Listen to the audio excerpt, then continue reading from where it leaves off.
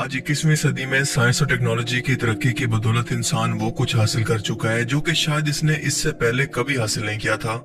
Medical science, robotic technology, artificial intelligence और इंसानी जिंदगी की हर सहूलियात इस वक्त अपने अरूज पर है और इसी साइंस और तरक्की और टेक्नोलॉजी के बलबूते पर इंसान अक्सर अपनी औकात को भुला बैठता है और वो अल्लाह की कुदरत और इसकी फितरत को बदल कर चेंज करने की कोशिश करता है और ये भूल जाता है कि इस दुनिया और कायनात और खुद इसके जिस्म की मालिक एक जात मौजूद है जिसकी मर्जी और हुक्म के बगैर कुछ भी मुमकिन नहीं, और वो हर जमाने में चाहे तो दुनिया के ताकतवर और साहिब इख्तियार इंसान को भी नमरूद और फिरौन की तरह बाकी दुनिया के लिए इबरत बना दे।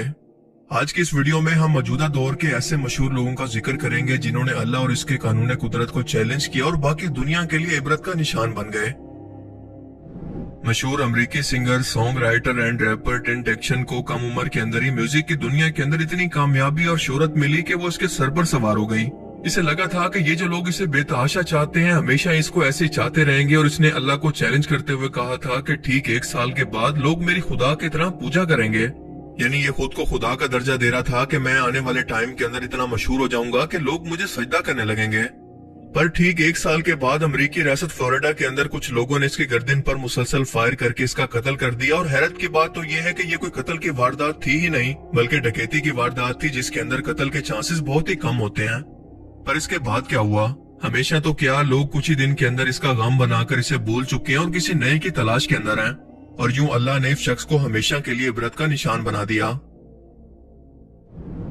अपने टाइम में दुनिया की सबसे लग्जरी और एडवांस शिप टाइटैनिक के मालिक ने अपनी इस इजाद पर एक बार अल्लाह को चैलेंज करते हुए कहा था कि ये इतनी एडवांस टेक्नोलॉजी के साथ है कि अब खुदा भी चाहे तो भी इस शिप को नहीं डुबा सकता।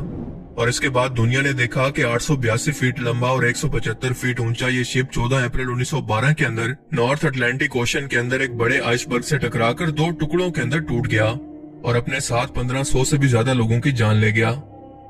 दुनिया में आज तक बड़े बड़े बहरी जहाज पानी के अंदर डूबकर तबाह हो चुके हैं, पर टाइटैनिक को आज तक इबरत के तौर पर दुनिया इसके नाम से पहचानती है कि इंसान दुनिया के अंदर इस कश्ती का मालिक तो बन सकता है पर ना इस समंदर का मालिक है और ना खुद अपनी जान का। 1985 के अंदर ब्राजील के मशहूर लीडर टेनक्रेडो नेविस ने अपनी एक तकरीर के अंदर अल्लाह को चैलेंज करते हुए कहा था कि अगर मैं इलेक्शन जीत गया तो फिर खुदा भी मुझे प्रेसिडेंट बनने से नहीं रोक सकता।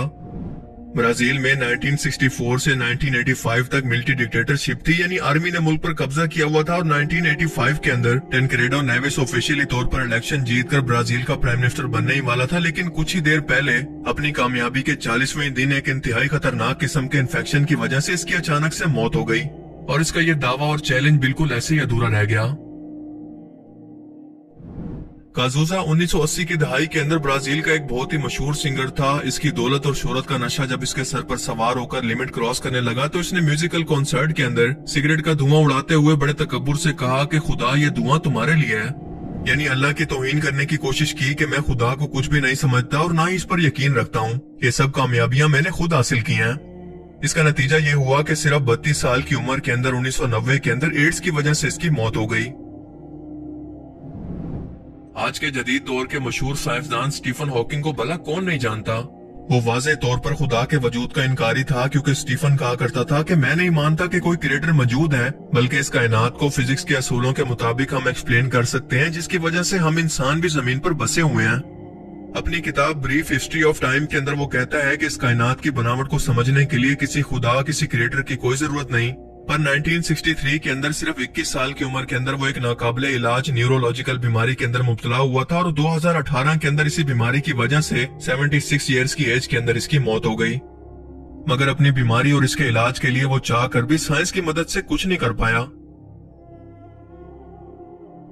अगर आप दुनिया के मशहूर तरीन यूट्यूबर्स में से एक मिस्टर बीस्ट की वीडियोस देखते हो तो यकीनन इस लड़के को जरूर पहचानते होंगे